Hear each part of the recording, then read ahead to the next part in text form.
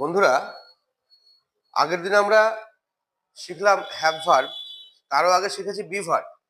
তাহলে be verb মানে হওয়া বোঝাবে, কর্তা যখন কোনো কিছু হবে তখন সেটাকে আমরা বি ভার্ব দিয়ে বোঝাবো। আর হ্যাভ ভার্ব মানে কর্তার অধিকারে কিছু থাকা বোঝাবে, তখন আমরা সেটাকে হ্যাভ ভার্ব দিয়ে বোঝাবো। এতটুকু আমরা শিখেছি। আজকে যেটা শিখতে চলেছি সেটা হচ্ছে ডু ভার্ব, অর্থাৎ ভার্ব দিয়ে যখন কোনো কিছু করা বোঝায় তখন যে বিভিন্ন প্রকারের বাক্য হয়, সেই বাক্যের যে অর্থ, সেই অর্থ অনুযায়ী যে টেন্সের বিভাগ, এই সংক্রান্ত আলোচনার সিরিজ চলবে। আজ বিষয়টা শুরু করে দিচ্ছি, আজকের পড়াটা শুরু করে দিচ্ছি। ডু ভার্ব মানে কি বলেছি? ডু ভার্ব মানে হচ্ছে যে ওয়ার্ড দিয়ে কোনো কিছু করা বোঝাবে, কিছু করা বোঝায়। এই ডু ভার্বের যে গুরুত্ব, সেই গুরুত্বটা একটু দেখো। আমি কিছু লিখে রেখেছি, আমি পড়ছি, তোমরা একটু দেখো।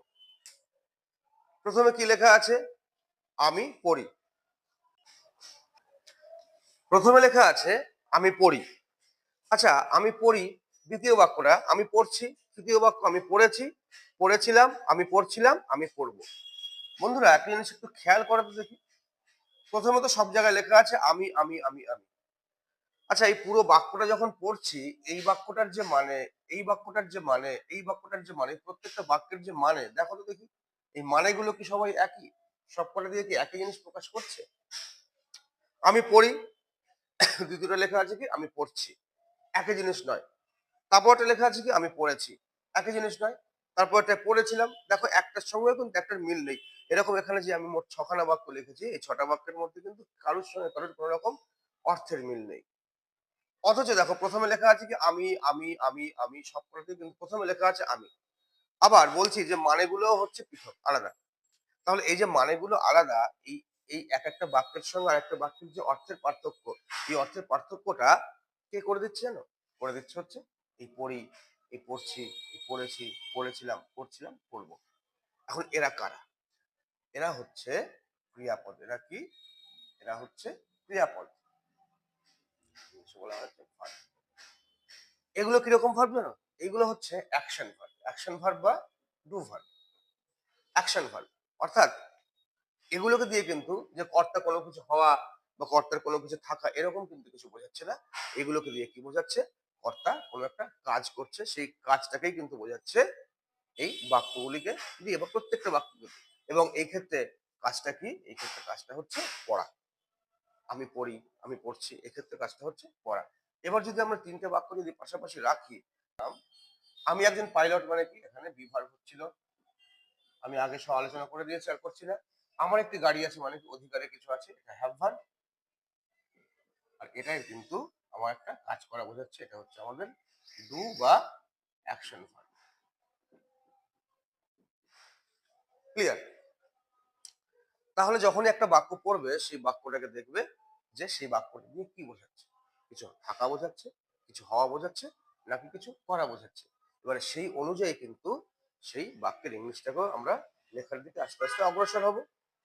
এবার আজকে তোমাদেরকে আমি একটু টেন্স সম্পর্কে একটা ধারণা দিই। এই ডু ভার্বের যে বিভিন্ন রকম টেন্স হয়, অ্যাকশন ভার্বের যে টেন্স হয়। টেন্স হচ্ছে তিন প্রকার, বলেছিলাম আগেই। টেন্স কয় প্রকার? তিন প্রকার। কি কি?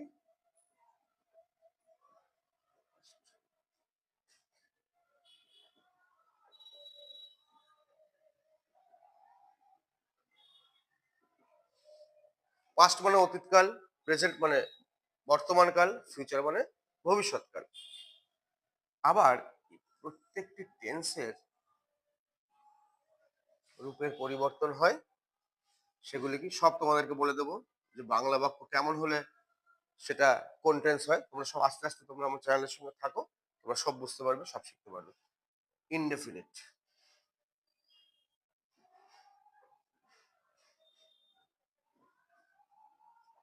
Continuous, perfect,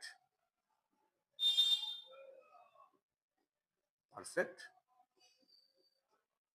continuous. এই যে ব্যাপারটাকে বন্ধুরা যদি একটাবার শিখে ফেলতে পারো না, তাহলে দেখবে ইংরেজি তোমাদের কাছে কত সহজ বলে মনে হবে। তোমাদেরকে এই কথাটা বলছি, তোমরা শুধু একটু আমাকে জানাও, তারপরে দেখো তোমাদের উপকারে আমি অবশ্যই আসবো। তাহলে past indefinite, past continuous, past perfect, past perfect continuous. একই রকম ভাবে present indefinite, present continuous, present perfect, present perfect continuous. একই রকম ভাবে future indefinite, future continuous, future perfect, future perfect continuous. তোমরা এই যে প্রত্যেকটা টেন্সের এই যে 4 রকমের বিভাগ আছে, তোমরা এইটাকে একটু মুখস্থ করে ফেলো। তাহলে এর পরের দিন থেকে আমি যখন তোমাদেরকে এই এক একটা টেন্স নিয়ে বলবো, তখন তোমাদের কিন্তু বুঝতে সুবিধা হবে। আমি আজকে এই ক্লাসটাকে আর দীর্ঘায়িত করব না। তাহলে আমরা আজকে জানতে পারলাম কি, না ডু ভার্ব মানে হচ্ছে যখন কর্তার যখন কোনো কাজ করা বোঝাবে, তখন সেটা হচ্ছে আমাদের ডু ভার্ব। আর এই ডু ভার্বের এই টেন্স, 3 রকমের টেন্স আছে, past, present, future. Actually do ভার্বের 3 রকম টেন্স আছে, এরকম করে বললে জিনিসটা একটু ভুল হয়ে যায়। টেন্স তো এই 3 রকম, কিন্তু আমরা ডু ভার্বটাকে যখন নিয়ে বোঝার চেষ্টা করবো, যখন ডু ভার্বটাকে বিশেষ করে, তখন কিন্তু আমাদেরকে এই বিভাগটা আমাদের তখন দরকার হয় যে পাস্ট টেন্স অতীতকাল, এই অতীতকালের 4টি বিভাগ আছে, প্রেজেন্ট বর্তমান এর ওই একই বিভাগ, ফিউচার তারও সেই একই বিভাগ। এবার আমরা পরবর্তী ক্লাসে যেটাকে শিখবো, সেটা হচ্ছে বাংলা ক্রিয়াপদের রূপ কিরকম থাকলে সেটা আমরা কোন টেন্সে ফেলবো, বা সেটা কোন টেন্সের মধ্যে পড়বে, এবং সেই টেন্সের মধ্যে পড়লে সেই টেন্সের যে 4 রকমের সেন্টেন্স আছে, সেই 4 রকম সেন্টেন্সে সেই প্রকারের টেন্সের বাক্যগুলিকে আমরা কিভাবে লিখি, কিভাবে লিখতে হয়, কি সেই নিয়মটা, এই সমস্ত সম্পর্কে একদম পুরো বিস্তারিত আলোচনা করব। বন্ধুরা আজকে আসি, আজকে এটুকু ক্লাস করলাম। টাটা।